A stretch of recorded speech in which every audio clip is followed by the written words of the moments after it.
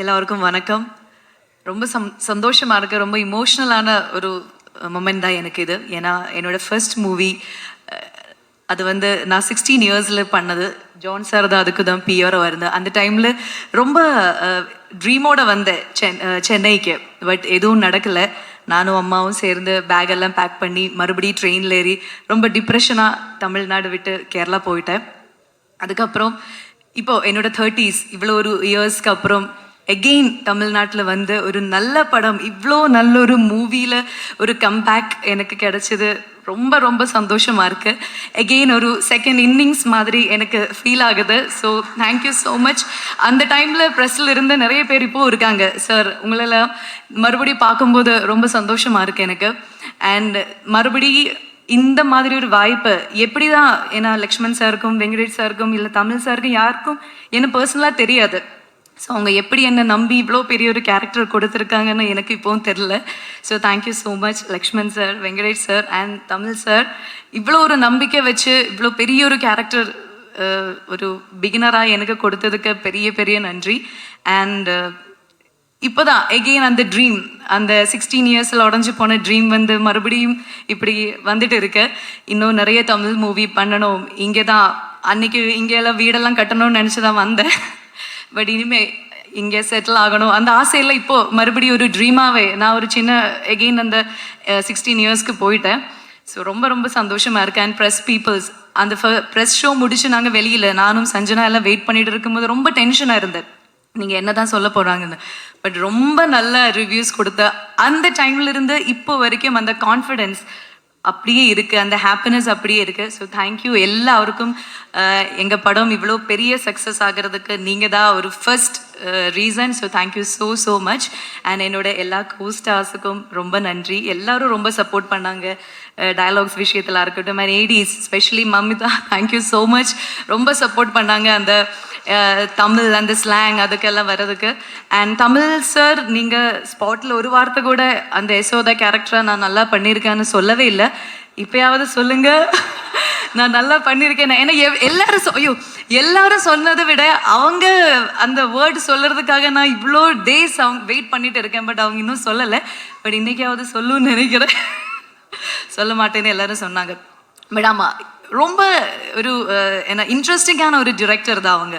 ஏன்னா அவங்க மைண்டில் என்ன இருக்குன்னு நமக்கு தெரியாது. ஆனால் ரொம்ப கிளாரிட்டியாக என்ன வேணும் அதை அந்த ஆர்டிஸ்ட்லேருந்து வாங்குறதுக்கு அதே ஒரு பெரிய விஷயந்தான் சார். ஸோ நாங்கள் எல்லோரும் என்ன நல்லா நடிச்சிருக்குன்னு அதுக்கு ஒரு மெயின் ரீசன் வந்து தமிழ் சார் தான். ஸோ ரொம்ப நன்றி. அண்ட் தினேஷ் சார் என்னோட கெத்து இங்கே வரல. பட் அவங்களுக்கும் பெரிய தேங்க்ஸ். ஏன்னா அன்னைக்கு நான் குக்கு மூவியில் அவங்க கூட நடிக்க வேண்டியது இருந்தது. பட் என்னமோ எகெயின் மை பேட் லக், அந்த மூவியில் நான் வரல. இத்தனை வருஷங்களுக்கு கழித்து நான் அவங்க பேராக நடிக்கிறேன். ஸோ ரொம்ப சந்தோஷமாக இருக்கு. And Sanjana, my sweet daughter, அவங்களும் இன்றைக்கி நான் ரொம்ப மிஸ் பண்ணுறேன்.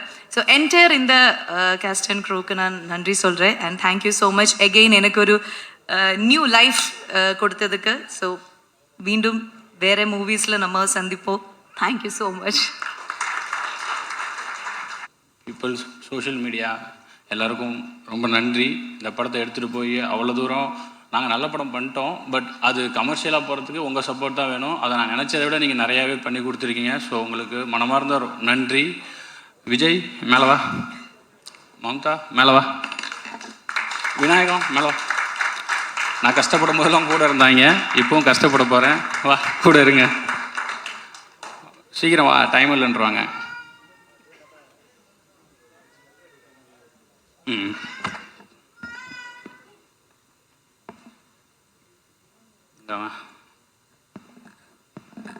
இவங்க 3 பேர் தான் இந்த படம் இன்னைக்கு எந்த நிலைமையில் இருக்கோ அதுக்கு காரணம். ஏன்னா சில நேரத்தில் நான் கூட தடுமாறி இருக்கேன். இது வந்து சரியாக இருக்குமா அப்படின்னு கேட்டிருக்கேன். அப்போல்லாம் வரும்போது ஏதோ இங்கே வாடா, முன்னாடி வாடா, அதுக்கு அங்கேயே நின்றுருக்கலாமே. ஓகேவா, இவன் தான் அசோசியேட் எடிட்டரு.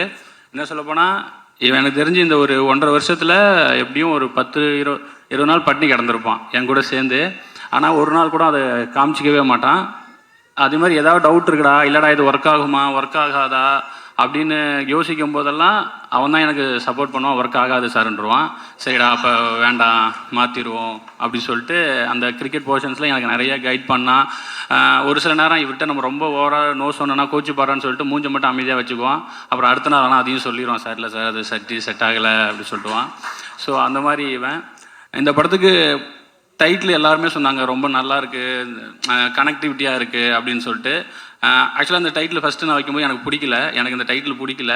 ஆனால் சரி எனக்கு டவுட் வந்துன்னா ஓட்டு தான், எல்லாருக்கும் விட்டு பார்ப்போம், ஒர்க் ஆச்சுன்னா இது பண்ணலாம் அப்படின்னு சொல்லிட்டு அப்போது அந்த டைட்டில் எனக்கு சொன்னது வந்து இவன், அதுக்கு சப்போர்ட் பண்ணது இவங்க. ஏன்னா என்ன டைட்டில் வைக்கிறதுனே தெரியல. அப்போ வந்து எங்கள் டீம் பேர் வந்து அந்த சர்க்கிளில் ரப்பர் பந்து டீமு, அதாவது அதை வச்சு ஒரு படம் பண்ண போகிறதுனால ரப்பர் பந்து டீமுன்னு சொல்லும்போது அவன் தான் சொன்னான் ரப்பர் பந்தே நல்லா தானே இருக்குன்னு. அதில் நான் பண்ண ஒரே வேலை ராவுக்கு பதிலாக லா போட்டது மட்டும்தான். ஸோ அந்த கிரெடிட் அவங்களுக்கு தான் போகும். தினேஷ் அண்ணா, இதில் நான் ஏன் தினேஷ் அண்ணா அப்படின்னா, அந்த குழந்தையே நீங்கள் தான் சார் அப்படின்னு சொல்லி நடிக்க வைக்கிறது வேற, அந்த குழந்தைக்கு அப்பா சார் நீங்கள் அப்படின்னு சொல்லி நடிக்க வைக்கிறது வேற. நீங்கள் ஹீரோ ஆனால் ஹீரோ எனக்கு அப்பா அப்படின்னு சொன்னால், ஸோ அவர் என்கிட்ட என்னன்னு தெரில 15 நிமிஷம் தான் கதை கேட்டிருப்பார். 15 நான் சொன்னேன் இது மாதிரி 2 குண்டு இருக்குண்ணே அப்படின்னேன். எங்கே குண்டு போடு பார்ப்போம் அப்படின்னாரு. நீ உங்களுக்கு இந்த இதில் 40 வயசு 41 வயசு இருக்குண்ணே, அது குண்டு கிடையாதுரா அப்படின்னு சொல்லிட்டாரு. சரி 2வது குண்டு சொல்லு அப்படின்னாரு. நான் கதை சொல்லிட்டே வரேன், ஒரு 10 நிமிஷத்தில் அந்த குண்டு வந்துடும். அது உங்களுக்கு பிடிச்சதுன்னா கன்டினியூ பண்ண சொல்லுங்கள், இல்லாட்டினா நான் அப்படியே அனுப்பி விட்டுருங்க அப்படின்னு சொல்லிட்டே வந்தேன். 10வது நிமிஷம் நீங்கள் வந்து அந்த துர்காவுக்கு அப்பா அப்படின்னு ஒரு நிமிஷம் அப்படியே பார்த்துட்டு கன்டினியூ பண்ணுறா அப்படின்ட்டாரு. அப்போது அதுக்கப்புறம் ஒரு 15 நிமிஷம் ஃபுல் கதை வேணாண்டா, நீ எனக்கு க்ரக்ஸ் மட்டும் சொல்லு அப்படின்னு சொன்னேன். இதுக்கப்புறம் மிட் என்ன எண்டு என்னன்னு மட்டும் சொல்லுனாரு. ஓகேன்ட்டேன். ஆனால் எனக்கு தெரியல எப்படி ஓகேனோடனே நானே கொஞ்ச நேரம் ஆனால் ஓகே தானே அப்படின்னு. ஆமாடா ஓகேடா நான் பண்ணுறேன் அப்படின்னு சொல்லிட்டாரு. வாடா போடா சொல்ல. அப்புறம் அது கோச்சு நான் எப்படா உன்னை வாடா போடா சொன்னேன் அப்படின்னு சொல்லுவார். தமிழ்னு தான் சொன்னார். எப்படின்னா அதுக்கப்புறம் நான் என்ன புரிஞ்சுக்கிட்டேன்னா, எனக்கு எவ்வளோ விஜயகாந்த் சாரை பிடிக்குமோ அதே அளவுக்கு அவருக்கும் அது பிடிச்சிருந்தது போல். ஸோ அவருக்கு நான் சொன்னேன், நீங்கள் இந்த படத்தில் விஜயகாந்த் சார் ஃபேனாக வரும்போது நான் விஜயகாந்த் சாரை செலிப்ரேட் பண்ணுற அந்த எண்ணத்துக்கு அவர் இந்த படத்தை ஓகே பண்ணியிருக்கிறதா தான் நான் வந்து அன்னைக்கு சொல்ல. பட் அவருக்கு என் கூட இந்த 1.5 வருஷம் இருந்தப்போ அதில் நான் புரிஞ்சுக்கிட்டேன். ஓகே அதனால் இந்த படம் ஒர்க் ஆகிருக்கு அப்படின்னு சொல்லிட்டு. ஸோ தினேஷன்னா ரொம்ப தேங்க்ஸ். இல்லைனா அது வந்து இன்னொரு வெறும் மாமனாராக மட்டும் போக வேண்டிய ஒரு கேரக்டரை இந்த அளவுக்கு இன்றைக்கி ஒரு இந்த கடைசி ஒரு வாரத்தில் சோஷியல் மீடியாவை பார்த்தா தெரியும். அதை எனக்கு ஒரு பெருமை சந்தோஷமாக என் ரைட்டிங்க்கு ஒரு உயிர் கொடுத்ததுக்கு ரொம்ப நன்றிண்ணா. உங்களுக்கு உடம்பு சரியில்லை, அதனால் நீங்கள் அவர் என் கூட அந்த தேட்டர் விசிட்லாம் போனதுனால அவருக்கும் சரி சஞ்சனாவுக்கும் சரி ஏதோ வைரல் ஃபீவர் அந்த மாதிரி ஏதோ ஆகிருக்கு, டயர்டாகிடுச்சு, அதனால் அவங்களால வர முடியலை, தப்பாக எடுத்துக்காதீங்க யாரும். அசோதை நீங்கள் நல்லா தான் பண்ணீங்க, சொல்லக்கூடாதுன்னு இல்லை. எனக்கு சரி இதை நான் சொல்கிறது இல்லை, நம்ம எல்லாமே சேர்ந்து தானே ஒர்க் பண்ணியிருக்கோம், அதனால் எனக்கு சொல்கிறதுக்கு கரெக்டாக இருக்குமான்னு தெரியல. இவங்க சொல்லணும், அதுக்கப்புறம் ஓகே அப்போ நம்ம கரெக்டாக தான் பண்ணியிருக்கோம் அப்படின்னு தான் இருந்ததே தவிர மற்றபடி சொல்லக்கூடாதுல்ல. ஏன்னா செட்டே சொல்லிருச்சு, நீங்கள் நடிக்கும்போது வேடிக்கை பார்க்க வந்த என் ஒய்ஃப் கூட 2-3 நாள் வரும்போதே சொல்லுவாங்க, என் தலைவி தான்டா இந்த படம் அப்படின்னு சொல்லுவாங்க. ஸோ நீங்கள் ரொம்ப நல்லா பண்ணியிருக்கீங்க.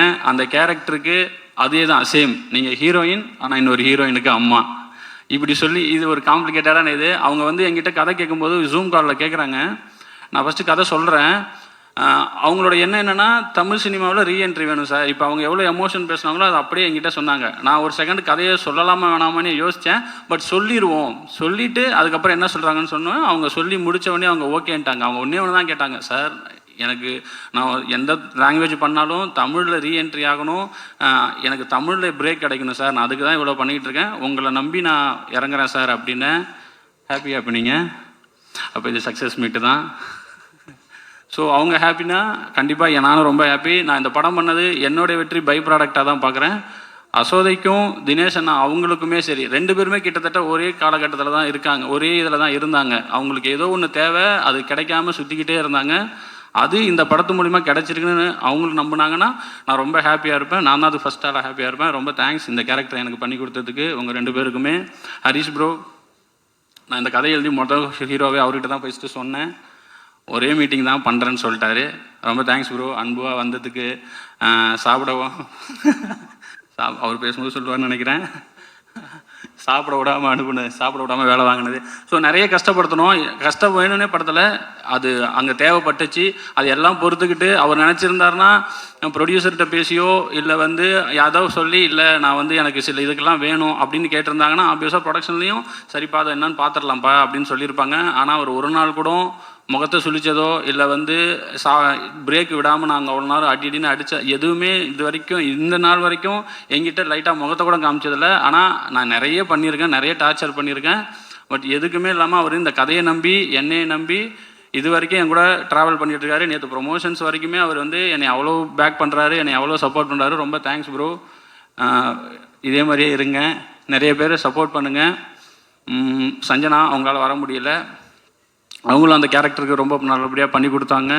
அந்த கேரக்டரை எழுதும்போது நான் கொஞ்சம் இந்த ஸ்கிரிப்டில் எனக்கு ஒரு டவுட்டுனா எனக்கு அவங்க கொஞ்சம் கம்மியாக எழுதிட்டோமோ இல்லை அது சரியாகுமோன்னு தெரியலங்கிற ஒரு டவுட்டில் இருந்தப்போ அந்த கேரக்டரையும் இந்த படத்தில் இந்த உமன்ஸ் கேரக்டர் எல்லாம் ஸ்ட்ராங்னு சொல்லும் போது விட எனக்கு அசோதை எழுதும்போதே தெரியும் இந்த கேரக்டர் கண்டிப்பாக அதுக்கான வேலையை பார்த்துருன்னு.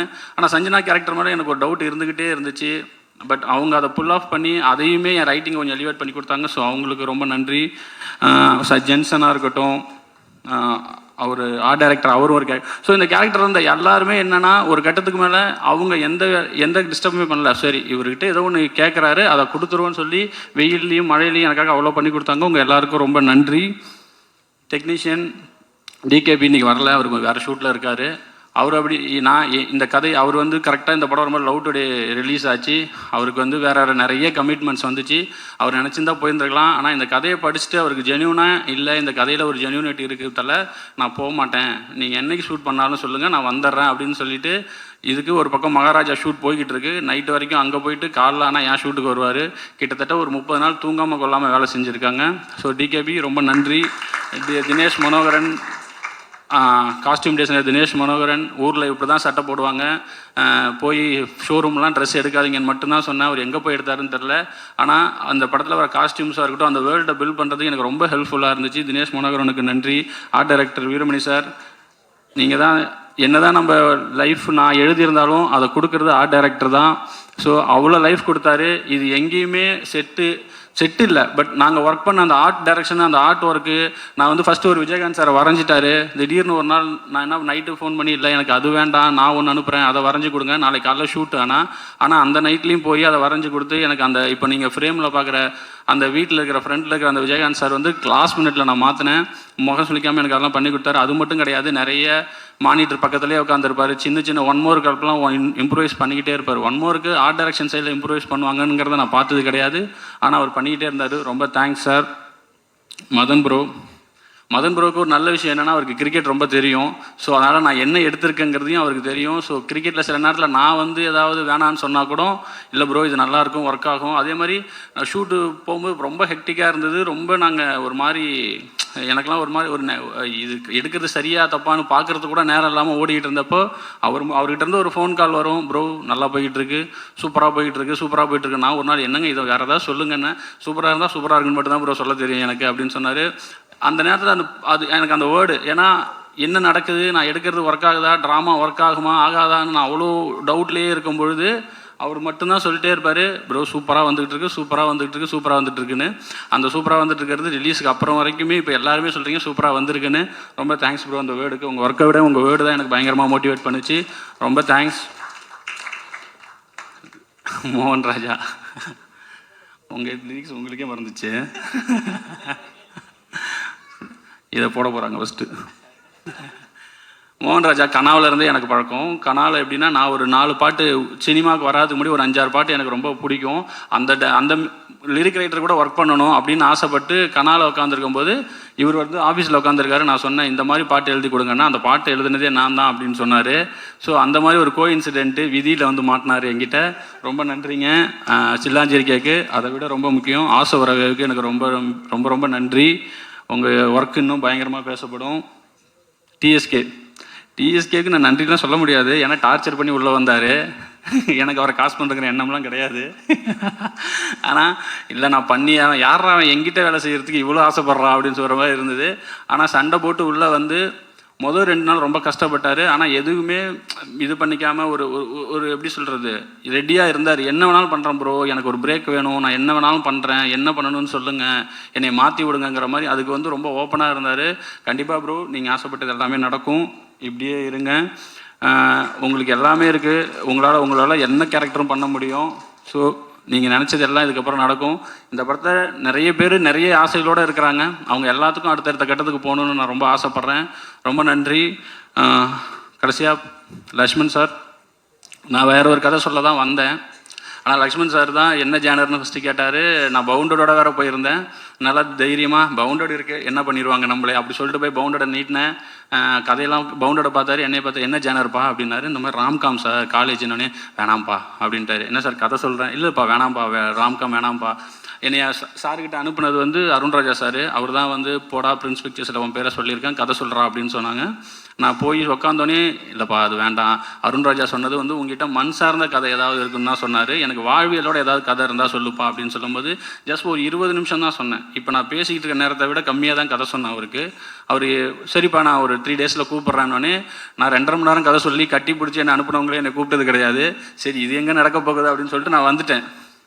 அதுக்கப்புறம் 3ஆவது நாள் கூப்பிட்டு திடீர்னு அவங்க தண்டட்டிக்கு பூஜை போடுறாங்க. அன்றைக்கி என்னையும் வர சொல்லியிருந்தாங்க. சரி எதுக்கோ வர சொல்கிறாங்க போல், டெவலப் பண்ணிட்டியா, 3 நாள் எப்படி டெவலப் பண்ணுறதுன்னு சொல்லிட்டு போனால் மாலையை போட்டு சைன் பண்ண வச்சு நீ தான் படம் பண்ணுற அப்படின்ட்டாங்க. எனக்கு ஒரே ஆச்சரியமாக இருக்குது, என்னடா இது 2.5 வருஷமாக பவுண்டரோட நான் சுற்றிக்கிட்டு இருக்கிறேன், அந்த கதை நடக்கவே இல்லை. 20 நிமிஷம், ஜஸ்ட் 20 நிமிஷத்துக்கு கம்மியாக ஒரு கதை சொல்கிறேன். 2 கேரக்டர் தான் சொன்னேன். பூமாலன்னு ஒரு கேரக்டர், கெத்துன்னு ஒரு கேரக்டர், அன்புன்னு ஒரு கேரக்டர். 2 பேருக்கும் சண்டை, 2 பேரும் கிரிக்கெட் விளையாடுவானுங்க. ஆனால் 2 பேரும் மாமா மருமகன் சார். இவ்வளோ தான் நான் சொன்னேன். இதை யாராவது ஒத்துப்பீங்களா, ப்ரொடியூஸ் பண்ணுவீங்களா? பண்ணிட்டாரு. ஹாப்பியாக இருப்பாருன்னு நினைக்கிறேன் சார் இப்போது. ஸோ இந்த படம் என்னுடைய ஃபஸ்ட் படமாக ஆனதுக்கு ரீசன் வந்து லக்ஷ்மண் சார். அதுக்கு நான் எப்பயுமே கிராட்டிடியூடாக இருப்பேன். ரொம்ப நன்றி சார் இந்த படத்தை என்னுடைய டெபியூட்டாக மாற்றினதுக்கு. ஷான் எங்கேயும் வரமாட்டா, மறந்து போயிடுறாரு. ஷான் வந்து எப்படின்னா, நான் எப்படி அமைதியை விட்ருன்னு அதுக்கு ஆப்போசிட் பேசிகிட்டே இருப்பார், எனக்கும் சேர்த்தே பேசிகிட்டே இருப்பார்.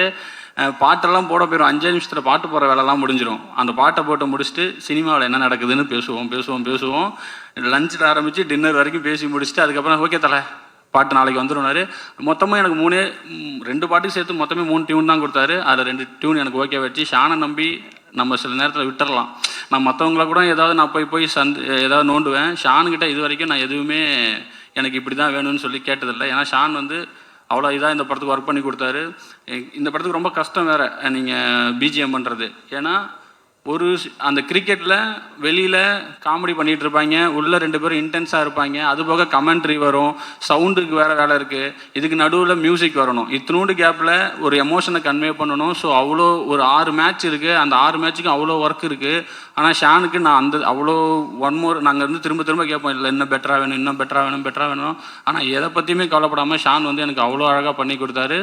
ஷான் ரோல்டனுக்கு இது கண்டிப்பாக என்னென்னா, நான் எடுத்த படத்தை விட இந்த படத்தை இன்னும் பெருசாக காமிச்சதில் ஷானுக்கு வந்து ரொம்ப மிகப்பெரிய பங்கு இருக்குது. ஸோ ஷான் ரொம்ப நன்றி.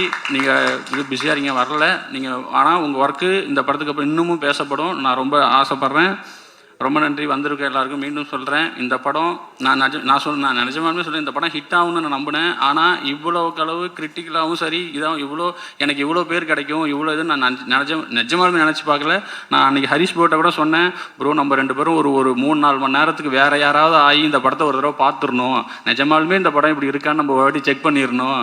இவ்வளோ வர்றது எனக்கு வந்து ஒரு மாதிரி என்னடா இது நம்ம தான் பண்ணோமா அப்படிங்கிற மாதிரி இருக்குது, எனக்கு ஒரு மாதிரி சரியலாக இருக்குது. அப்படி ஐயோ கம்முனி அப்படின்னு சொல்லி பேசிட்டு இருந்தார். ஸோ ஹரிஷ் ப்ரோ இன்னும் சொல்லலாம், ஷூட்டிங்கை விட ஷூட்டிங்க்கு அப்புறமும் சரி, அந்த எனக்கு எப்பப்பெல்லாம் வந்து சப்போர்ட்டாக இப்போ வந்து ஒரு பிரதர் மாதிரி.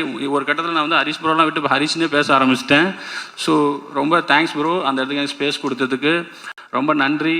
மீண்டும் பத்திரிகை, ஊடகம், சோஷியல் மீடியா எல்லாருக்கும் ரொம்ப ரொம்ப நன்றி. சப்போர்ட் பண்ணுங்கள். எனக்கு மட்டும் இல்லை, இந்த மாதிரி ஃபஸ்ட் பட டேரக்டருக்கு இன்னும் எல்லா படத்துக்குமே நீங்கள் என்ன எழுதுறீங்களோ அதுவும் சரி, அதுதான் வேர்ட் ஆஃப் மவுத்தாக மாறும். ஸோ சப்போர்ட் பண்ணுங்கள். ரொம்ப ரொம்ப நன்றி.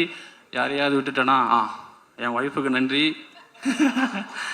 நான் படம் எடுத்ததுக்கு இப்போ இந்த படம் எடுத்ததுக்கு இவங்க எல்லாருக்கும் நன்றி சொன்னேன். நான் சினிமாவில் இருந்ததுக்கு ரீசன், நான் ஓடி போகாமல் சினிமாவில் இருந்ததுக்கு ரீசன் என் ஒய்ஃபும் என் தம்பியும். ஸோ அவங்க 2 பேருக்கும் ரொம்ப நன்றி. என் தம்பி பேரை தான் நான் அன்புன்னு சொல்லிட்டு ஹரிஷ் ப்ரோக்கு வச்சுருக்கேன். ஸோ ரொம்ப ரொம்ப ரொம்ப நன்றி. ரொம்ப நன்றி, ரொம்ப நன்றி. இங்கே வந்திருக்கிற எல்லாருக்கும் வணக்கம். ப்ரெஷ் ஷோ இன்னைக்கு எல்லாரையும் மீட் பண்ண முடியல. சபரிமலைக்கு போயிருந்தேன். மலைக்கு போயிட்டு கீழே இறங்கணுன்னே டேரக்டருக்கு ஃபோன் அடித்து கேட்டேன். ஒரு டிக் அடிச்சிட்டார் அவர். நீங்கள் கொடுத்த அந்த ரிவ்யூ, நீங்கள் கொடுத்த அந்த சப்போர்ட், அதுதான் ஃபஸ்ட்டு ப்ரொமோஷன் எங்கள் படத்துக்கு. யூஸ்வலாக எல்லா படத்துக்கும் ரிலீஸ்க்கு முன்னாடி ஒரு ப்ரெஸ் மீட் நடக்கும், ரிலீஸ்க்கு அப்புறம் தேங்க்ஸ் மீட் நடக்குமான்னு தெரியாது. ஆனால் நாங்கள் ரிலீஸ்க்கு முன்னாடி ப்ரெஸ் மீட் வைக்கல, ரிலீஸ்க்கு அப்புறம் இந்த தேங்க்ஸ் மீட் வச்சுருக்கோம். ஸோ இது ஒரு ஸ்பெஷலான ஒரு மேடை. இந்த விஷயம் நடக்கிறதுக்காக நான் ரொம்ப நாள் வெயிட் பண்ணிகிட்டு இருந்தேன். தியேட்ரிக்கல் சக்ஸஸ், ஒரு பெரிய பிளாக் பஸ்டருக்கு. ஸோ அதை கொடுத்துருக்கிற மக்களுக்கு ரொம்ப நன்றி. ஒரு படம் ஜெயிக்குது, நல்லா கலெக்ட் பண்ணுன்றதை தாண்டி எனக்கு ரொம்ப சந்தோஷமான விஷயம் என்ன அப்படின்னா, தியேட்டர்ஸ்க்கு போய் நாங்கள் தியேட்டர் விசிட் பண்ணும்போது நாங்கள் ரொம்ப ஹாப்பியாக இருக்கோம். நாங்கள் வந்து மைக்கில் நான் வந்து பேசிகிட்டு இருக்கும்போது ரொம்ப ஹாப்பியாக இருக்கோம் நீங்கள்லாம் படம் பார்த்து என்ஜாய் பண்ணுறது அப்படின்னு நாங்கள் சொன்னோம். அதுக்கு ஒருத்தர் எழுந்து சொன்னார், நாங்கள் உங்களோட டபுள் மடங்கு ஹாப்பியாக இருக்கோம் அந்த படம் பார்த்துட்டு அப்படின்னு சொன்னாங்க. ஸோ அந்த ஹாப்பினஸ் தான் நான் ரியல் சக்ஸஸாக நினைக்கிறேன். ஸோ அது வந்து ஐ திங்க் அந்த ஸ்கிரிப்ட் அந்த வேலையை செஞ்சுருக்கு அப்படின்னு நினைக்கிறேன். ஸோ முக்கியமாக டைரக்டர், உங்கள் தம்பி பேர் அன்புன்னு சொன்னீங்க இல்லையா? ஸோ நானும் பிரதர் தான், பிரதர் மாதிரிலாம் இல்லை, பிரதர் தான். ஸோ என்னுடைய பிரதர் தமிழ், அவருக்கு நான் பெரிய நன்றி சொல்லணும். ஏன்னா அது ரைட்டிங், அவர் எல்லாருமே அவரோட ரைட்டிங்கை பாராட்டி நிறைய எழுதியிருந்தீங்க. 4 ஸ்டார் 5 ஸ்டார்லாம் கொடுத்துருந்தீங்க நிறைய பேர். ஸோ அது வந்து அந்த ரைட்டிங்கில் இருந்ததுனால தான் எங்களால் அதை பெர்ஃபார்ம் பண்ண முடிஞ்சுது.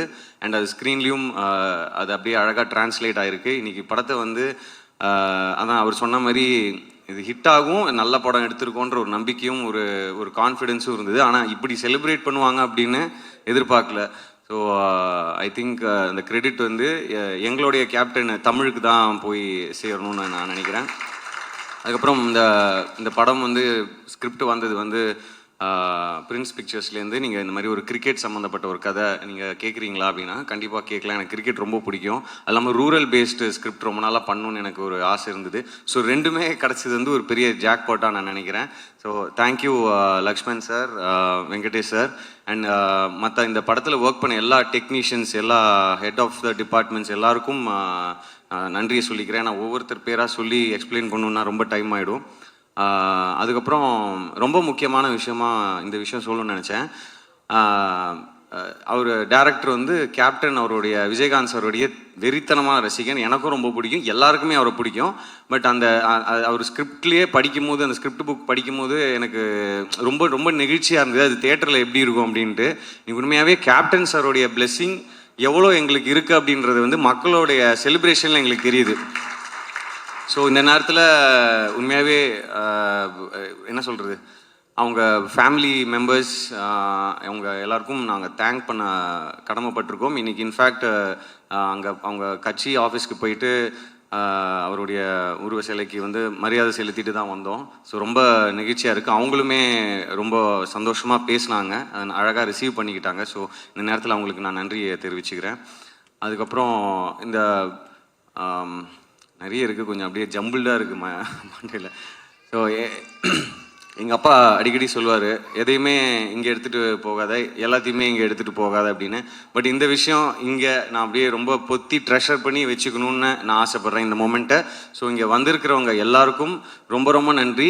இந்த படத்தை கொண்டாடி அதுக்கு ஒரு அழகான ரிவ்யூஸ் கொடுத்து அதை மக்கள்கிட்ட போய் கொண்டு சேர்த்து எங்களை ரசிக்க வச்சு அழகு பார்த்து என்னுடைய ப்ரெஸ்ஸு, மீடியா, அப்புறம் இன்ஃப்ளூயன்சர்ஸ், ரிவ்யூவர்ஸ், யூடியூபர்ஸ் எல்லாருக்கும் நன்றி சொல்லிக்கிறேன். உங்களுடைய அன்பும் ஆதரவும் எனக்கும் எங்கள் எல்லாருக்கும் இருக்கும் அப்படின்னு நான் நம்புகிறேன். எல்லாத்துக்கும் மேலே மக்கள், ஆடியன்ஸ், நீங்கள் வந்து இதை இவ்வளோ கொண்டாடி இவ்வளோ செலிப்ரேட் பண்ணின்னு எதிர்பார்க்கல. உண்மையாகவே நாங்கள் எல்லாருமே ரொம்ப ரொம்ப ரொம்ப சந்தோஷமாக இருக்கோம். உங்கள் எல்லாருக்கும் ரொம்ப ரொம்ப நன்றி. உங்கள் எல்லாருக்கும் இந்த அன்புடைய அன்பு மட்டுமே. வணக்கம். ஒரே ஒரு விஷயம் மட்டும் சொல்ல மறந்துட்டேன், தினேஷ் அண்ணனை பற்றி சொல்ல மறந்துட்டேன் பதட்டத்தில். அதாவது இந்த ஸ்கிரிப்ட் நான் படித்த உடனே அந்த கேரக்டர் யார் பண்ணுறாங்க அப்படின்னு தான் நான் ஃபஸ்ட்டு கேட்டேன் அவர் தமிழ்கிட்ட. ஸோ அது தினேஷ் அண்ணன் அக்செப்ட் பண்ணி பண்ணதுன்றது மிகப்பெரிய விஷயம். ஏன்னா அவரும் ஹீரோவாக, அதாவது வயசை ஏற்றி நடித்து அதை இன்னைக்கு வந்து பொட்டு வச்ச தங்கக்கூடம் பாட்டு வந்து விஜயகாந்த் சாருக்கு அப்புறமா இவரையும் ஞாபகம் வச்சுப்பாங்க அப்படின்னு நான் கண்டிப்பாக நம்புகிறேன். ஏன்னா அவ்வளோ செலிப்ரேட் பண்ணுறாங்க அவருடைய சீன்ஸ், அவருடைய என்ட்ரி, அந்த கிரிக்கெட் அவர் அந்த பேட்டிங் பண்ணுற அந்த சீன்ஸ் எல்லாமே அவ்வளோ என்ஜாய் பண்ணுறாங்க. ஸோ தினேஷ் அண்ணா தேங்க்யூ ஸோ மச். உங்க கூட ஒர்க் பண்ணது ஒரு இட்ஸ் மை ப்ளஷர். தேங்க்யூ.